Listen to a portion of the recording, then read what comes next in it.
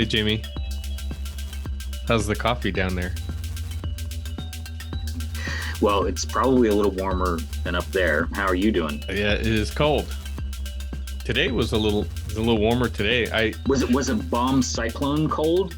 Like No. as we've seen these new meteorological terms. Bomb cyclones. We missed the bomb cyclone that swung all the way to the East Coast. I thought they used to call those things nor'easters, I think but there's so. probably some other slight variation to the definition to why it's called a bomb cyclone.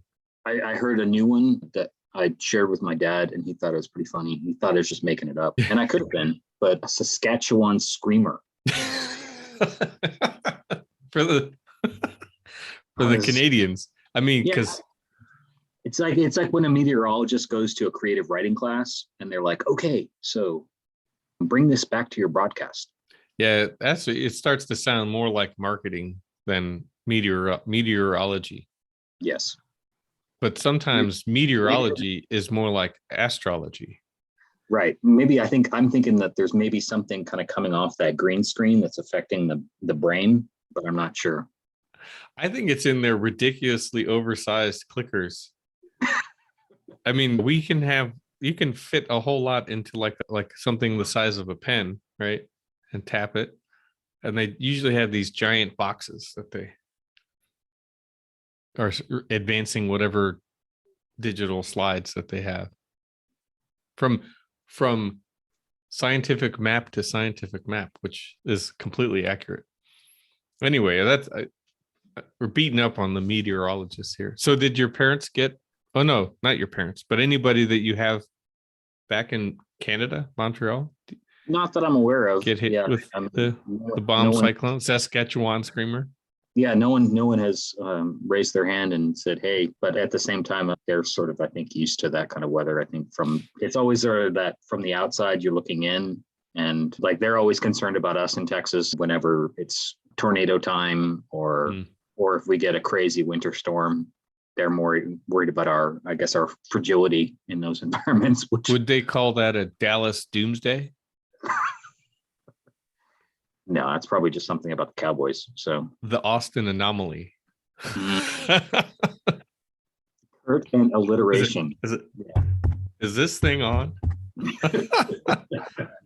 So I'm being light, but in a serious note regarding comedians jokes, making funny. Louis Anderson died this past week. Are you familiar with Louis? I did see that. Yeah. I always liked it. I thought his humor was pretty good. It's a little different, probably not for everybody. Right. It's I think the thing that I always appreciate about comedians of that style, and not necessarily his style, but I think of a certain style, is that when there's a shrewd way that they have of putting a lens on their view of the world, like I think the term would be astute observations. And then putting a little bit of a wrinkle or a spin on it. That kind of astute observation kind of dialogue or banter, I've always enjoyed. So yeah. And so here's to Louis. Cheers. Cheers. So what's in the cup? Oh, nothing actually. Just kidding. It's not I gotta. That's bad luck. That's bad luck. That's not true. I have real coffee in there. This is we don't pretend on Coffee Sketch Podcast. No, we don't just go halfway. We go all the way. It's not props. These aren't props. Do you want me to spit it out on the microphone? It's still I have not exhausted my rotation of Guatemalan, Honduras, and then the little city. So I think right now is some of the Honduras beans, which is near the end. I think actually I just ground up the last of that one.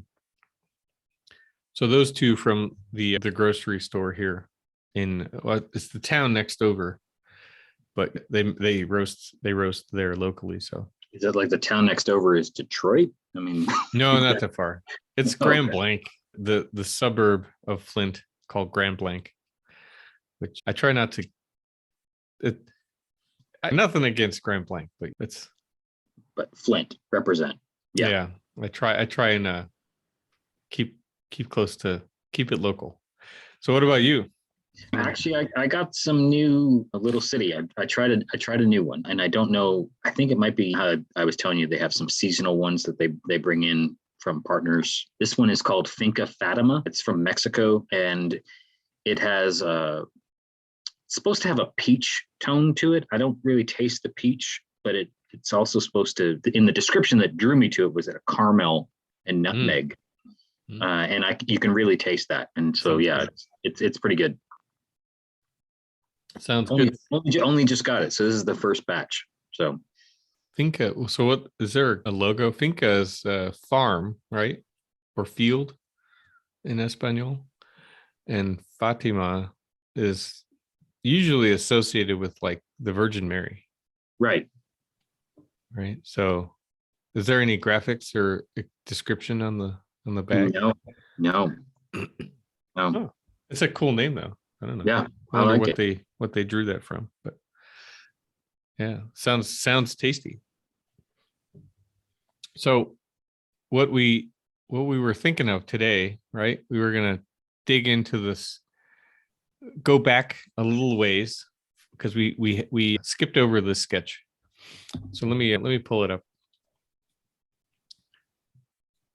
And we didn't want to miss it. So it's not that old. It's just around the Christmas times a month ago. So anyway, so Jamie has a figure drawing on top of, and I'll just do a little intro of what I see first, but a figure drawing, something that we've seen similar before, figure drawings with these sort of abstracted sort of, well, I wouldn't say backgrounds necessarily because it's interacting with the figure. The figure is kind of sitting on or within this sort of scaled background, but it's kind of this abstract composition of elements, shapes, and forms. I don't know what to I don't want to. I'm trying to stay away from too jargony of a description because I just want to keep it simple. But like, just lean into the jargon. It's okay. It's okay. If you need to, if that's where your head goes. Yeah. So, well, anyway, so a lot of sort of randomized, perceived randomized shapes, lines, volumes, and forms that are kind of scattered around the figure drawing, which is much more realist, right? We have an actual sort of human form that you can make out, but then this sort of abstraction, or what we used to sometimes call a dystopian landscape, right? Or a hybrid landscape of some kind. And I don't know, I always like these because these sort of random forms always remind me of some early morphosis architecture drawings, not even necessarily buildings, but maybe like the studies or sketches that lead to buildings, like little fragments or components that kind of find their way into a design that morphosis executes into a real building. And actually, we had recently talked about Tom Main in an episode, and there was one other thing that I didn't mention in rewatching some of these old lectures is that Tom Main, as the head of Morphosis, he mentioned some of his early days. In this lecture that I watched was, I don't know, 6 or 7 years old, so it's not that current. And so he reached back to some of his first projects, and how they didn't have, like, some of those early projects didn't have the budget to sort of embellish the abstract or avant-garde kind of design that he's known for across the entire building. So they would do sort of what he either said fragments or just segments of the building with sort of more of the detail, and then the rest of the building a little more simply, right? Like simpler design. And then he even said that, like, when they built the models, so he would only build you could read it this way, that he would only build the model of the interesting parts of the design, the sort of abstract avant-garde stuff, and then not build the rest of the building in this physical study models. Yeah, that's just over there. That's just the over there part. Exactly. But then the mod. This is not the model that you're looking for. Right. Yes. This is not the architecture that you're concerned about. These Jedi mind tricks. And so yes. Tom Main teaches architecture using the Jedi mind trick. Excellent. So back when the SoCal Southern California school. Yeah. That's right. And I think some of that, if you wanted to go down, you let me go down that road, you can see some of that in Errico and Moss early career, these sort of gestures within a more regular design, or let's say a regular building intervention, and then these sort of smaller gestures within that were the more explorative design spaces. But anyway, just with Tom Main, and so before a lot of digital technology, right, they built models and models and models, physical models. And so they photographed these models, and you kind of, as a student, I remember getting sort of inspired by how they built the model, how they presented the model, used it as a tool for presentation as much as analysis or spatial development. So they developed intricate sort of cutaways and things like that.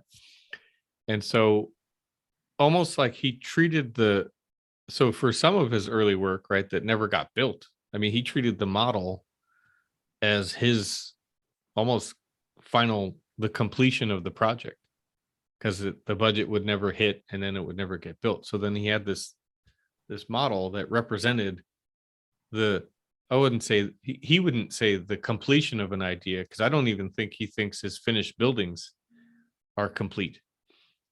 Right. But at least a sort of snapshot of the arc of an idea in the physical model or in the finished building. And he carried that on to some of the work. And then he carried that theme on and showed how it manifested into his later work.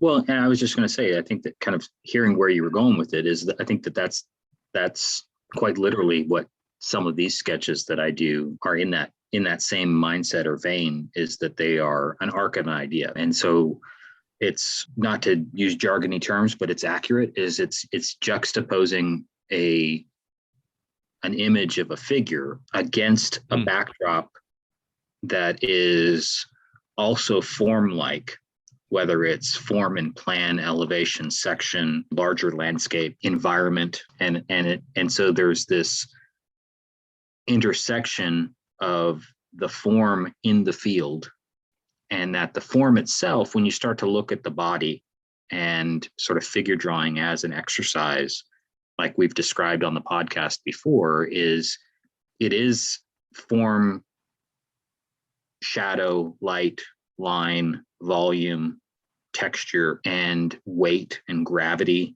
and how some of those intersections of objects really starts to inform the way we are looking at space and how we inhabit space. And so I take that in this exercise of, I'm drawing something that's very, very recognizable as a form, and then there's this level of abstraction of the environment around it. And so that the lines of the form of the body start to set the lines of the space around it. So they're both starting to interact with one another.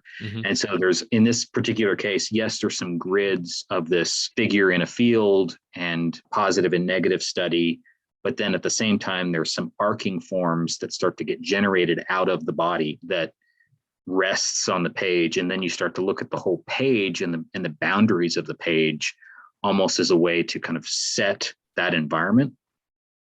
And at that point, it becomes a larger composition. And then you're looking at it in artistic terms, but at the same time, how you're generating that is sort of from the impetus of an idea. It's how do you take a figure and put it in a field and put it in an environment that doesn't exist in a photograph. It doesn't exist in real life. It's only coming from the imagination. And that's what I think these exercises are interesting for both me as a creative, but also intended to be interesting for the viewer, so that you're kind of intrigued by the nuance of a figure in a field, but then also how some of these forms maybe do get generated. And sort of there's a level of introspection for the viewer as well as for the creator in this. And I think this whole idea of, is it intuitive or is it intentional as we draw?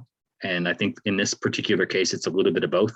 And that's being completely transparent and honest about it. It's not just all planned. And we've described some of it over sketches, that kind of where my hand sort of jumps to space in these particular sketches as well, where the form is sort of generated that way of the figure. There is an effort, even as I'm drawing the figure, sometimes I will jump out to the negative space on the page, knowing that I'm going to start to set up some lines based on it. For instance, if you look at the leg that's lower in the picture, you can see that the bottom of the thigh really aligns with that kind of arced form of space that starts to jump out, almost like a surface that somebody's sitting on. That sort of squiggle gets generated almost first. And then there's an armature of geometry and almost materiality of those boxes, that you can almost imagine those as fragments of a building or fragments of space that are sort of hung off of this thought, this line. And so there's some of that happens as I'm generating the figure, but they're just scratches on the page. And then you go back in and start to develop it as the first part is a little bit of intuition, and then after that, going back in is the intention.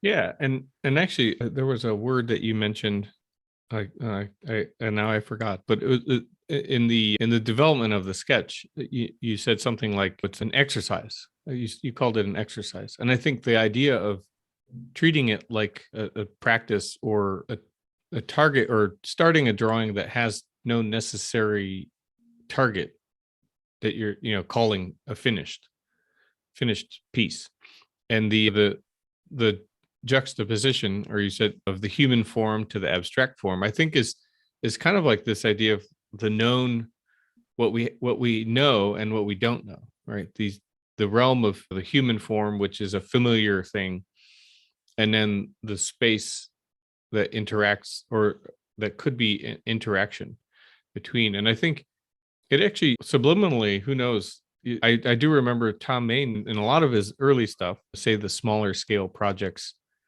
he mentioned a lot of the things is about the human experience inside of space. So he's maybe even more interested in the interior environment than the exterior environment. Like, to him, the exterior, I think, winds up becoming more performance based as far as energy is concerned. And the interior is about who's the occupant, how many people are in that space. So what size and shape and form, like how does that space manifest after studying the user? It's the idea of designing in section, and which is probably from the earliest stages of design school or design education. Designing in section, that whole just full stop, designing in section is the one thing that you're trying to transmit to somebody who's unfamiliar with process of the way we work. And once you start to accept that our work is designing in section, and that's where the core of our work is, because it's thinking about the human experience or the experience of space. It's at that point, then you can have these tangents of thought where you're talking about efficiencies and new processes and skinning a building or skinning a space from the outside, and sort of what is the emblematic aspects of a particular project look like in a larger context. But at the end of the day, it's still about occupying that space, whether interior or exterior, and how we interact with it. And all that happens in section. And when we say section for the non-architects listening, it's literally understanding that you can't just draw something and plan it out in a plan where this room and this adjacency work. You have to be simultaneously thinking about what it looks like in terms of what's that ceiling doing? How do the walls feel? That relationship of the space. Are there steps? What's the movement through that space? How do I move through this space? What do I experience? So it's the connection of perspective, the world in which we live and occupy, with the architecture and the structure of it in a multitude of drawing forms. And so section really gets to the core of that, where you're literally, and there are drawing exercises where you're literally understanding that the building is generated not just by a plan, or not just by a facade and an elevation, but the interaction of those two things. And when that interaction is really where the interesting motivations and discoveries really start to occur. For me, when I'm trying to work through a creative block, I tend to go back to drawings like this, because it forces me to both begin with a little bit of a plan, but then let my imagination start to go and lead me into the drawing itself without necessarily an end product in mind. And what hopefully happens, the ones I think that are more successful and tend to be the ones that people respond to better, are the ones where there's a distinct point in the process of me drawing this. And this drawing, for instance, is only about 10 minutes long. Somewhere in that process, it clicks, and I can start to see where I'm going with the drawing, and not necessarily knowing what it's going to look like completely at the end, but I have a really good sense of where it's headed and when to stop. And sometimes that point in the process takes many, many, many minutes to get to, where you're getting that comfort level. When it takes longer and longer to get there, there's a lot of anxiety that you're almost trying to work through. So I use these as a means of that process of discovery. And so when you talk about Morphosis and the SoCal School of Architects and those case studies and things and manifestos and portfolios that we looked at and used as sort of reference points in our own education, yeah, those images of models and multimedia expressions where they were drawing and using collage and all these types of things to kind of get at an idea. You could see in the work that they were searching for something. And I think that for me, that resonated the most and helped me at the time when I needed it, as I was learning about architecture, to believe that I had a place in this process. Yeah. And because it wasn't, I could learn the history, I could learn the mechanics of it, just like everybody else could. But how was I going to fit into it? Yeah. That's a really good point. And actually, I think it might make a good segue to the next, which actually is a little rarity for us. We're not actually going to talk about a Jamie sketch, but we're going to switch to a tweet that Twitter. Jamie retweeted and a Michael Rotundi tweet, which is so the segue that I was trying to make, though, is that so if we read Michael Rotundi's quote here, what if our imagination unfolds at the rate our hands move? And I think your point on finding your own voice or finding the way that you fit into the design process or the design profession of architecture, but through the learning and practicing and sketching and moving through those motions. So it's not just the motions, but like, how do you think? You're thinking with your hand, right? Or the hand eye, the brain connection. And so you tagged me in this last night, and then it got me thinking that, like, in certain cases, if you flipped the entire question around, I was thinking, what if our hands moved at the the rate that our imagination moves. So sometimes I think that with me, I'm thinking through, especially as I progressed from student to working, professional, as I gained experience and understood development of spaces from plan to section and elevation and so on, as we all continue to learn, I can think in my head, right, of a floor plan and then maybe before I even start sketching, then I may start thinking about what I would do to the section, right, in that three-dimensional space in my imagination. And then maybe I'll start sketching things. Like if you look at Michael Rotundi's sketches here, right, he's got a variety of different plan, section, even diagrams, right? So it's not even an actual building per se, but a diagram or even a thought of an idea or a thought of a building in an idea, right? And so sometimes the hand may not be cooperating with what my brain is doing. And so anyway, it just got me, I thought of provoking that reverse question back to you and seeing if you could read it Michael's way, with the imagination of folding at the unfolding at the rate of our hand movement, or the reverse of that. So, well, I think what it is, I think the way I read his proposition as a question was it's that idea of insight and about sharing and revealing a little bit and being about what's going on inside your head in an age where we don't share enough, we don't connect enough with folks, but everybody's on social media and things like that to connect with people and to connect. I think this kind of quote in my mind goes to the heart of some of that is the act of drawing or a creative process and revealing that, is that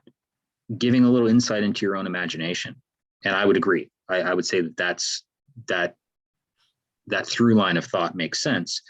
But I like your proposition of turning the question on its head and saying, is our own imagination limited by the speed at which our hands move? It can the expression of our thoughts in either words or actions or activity limit, in a sense, the thoughts that are in our head? And like you were just describing, your process is that you think about a proposition or a problem as a designer and start to come up with ideas. And then at a moment, as these are starting to formulate and crystallize, maybe not end solutions, but crystallize, then you try and sketch. And what you didn't say, but is very true about myself and probably yourself as well, is you get frustrated because the idea in your head at some level is difficult to communicate. You're not able to. How many times have you said, I can't get it down on the page? I can't get my thoughts out. I can't describe it well enough. I can't draw it well enough. And what, as a creative, and as somebody who's taught and who mentors and works with others in a collaborative environment, what I've always said is just get the ideas out. Keep going. Even if they're not perfect, even if they're messy, even if they're not right, they're not representing exactly what you're thinking, get them down on the page and keep going. And that's a difficult thing to do, because at that point there's this fear of failure and you're almost self-assessing yourself. And I've shared with you, when I have my creative blocks, it's very difficult for me to get things out on the page. And I'm very critical of that, self-critical of that. But I have to remind myself, and I that's why I think I appreciated this quote and this discussion, is that it's a reminder that as a creative, one who draws even, is that I have to draw. Like, it's that I just have to do it. Even if it's the only way out is through, right? The only way out is through, exactly. And that it's not, they're not always going to be the best ideas. You're not always going to find the solution very quickly, but by trusting yourself and believing and having a little bit of self-belief in that, there's something to be said for leaning into your own process and your own skills and who you are, and sharing it and getting a little bit of feedback, not for ego's sake, but sharing it to see if, is this resonating with people, or sharing it with a design colleague and saying, this is kind of what I'm thinking. And it's it's at that point, you're having a conversation about design. And that conversation with somebody, as you even describe your own work, you start to realize the things that you didn't get down on the page. Yeah. And accepting that the drawing itself isn't sacred, it's part of the process. Yeah. Is a really, it's a valuable lesson that is not to say that it comes, you have to be old to get it. It's just that you have to mature yourself as a designer and be a bit vulnerable. So I think that I liked this just because it's a loaded question. I don't think it's completely indicative of reality. Well, I don't think there's a metric that you could, right. There's no data point. But I think one thing, I wonder if you ever heard this anecdote, and I think we can wrap up after pretty quickly here.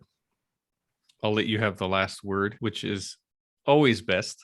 Let's let Jamie have the last word. But just one other thought to provoke the conversation was, so since I studied in Los Angeles, I had a couple of faculty that worked for Michael Rotundi, and then I had a classmate that wound up working for him. And I heard that at his office, he has like the conference table, or his sort of community, he has this giant table. And on one end it's bolted to the end of the table, a roll of trace. And they grab it, and they drag it out all over the table, and everybody sitting around the table draws collaboratively, right? They work together. I mean, and nowadays we talk about collaborative this and collaborative, it's such a collaborative format, but this is 20 years ago, and probably even more than 20 years, because that I learned that when I was approaching the end of my schooling 20 years ago. And so he'd probably been doing it his whole, ever since he established his office. And so the idea that like there was no hierarchy of like lead designer to intern or whatever, but everybody who had the ability to think and a pen or a pencil could contribute to the development of the process. And also like you were saying, if you hit a block, it was right there in front of everybody that could maybe help you push through those sorts of things. So you knew about that as you were, because you already knew, because you're cranking, like you're doing this crank motion, which that's what one of the faculty that I had is this, he told me that, and he demonstrated, it's like, we just keep cranking the trace. And it would, I mean, could you imagine, I would imagine he's archived all those roles, but what that would look like if you that's a mental image that I think is one to leave everybody with, because I think that would be kind of interesting. How many times have you seen people take pictures of their sketches, namely myself and others, or their pile of sketchbooks? And for this, it's completely something wholly different. That is, I think there's something beautiful about just all of those drawings, because it's not just the drawings. It's like you're saying, it's the conversations, it's the thoughts. And going full circle to when you were talking about Tom Main and these fully realized or half realized ideas in a model, whether it ends up being built or not, it's the expression of an idea and the exploration of it that I think is really part of that process. And being able to talk about it and get closer to describing it is something that is valuable for anybody as a creative. And hopefully some of this conversation helps people think about it maybe a little different. Yeah. Thanks. Thank you.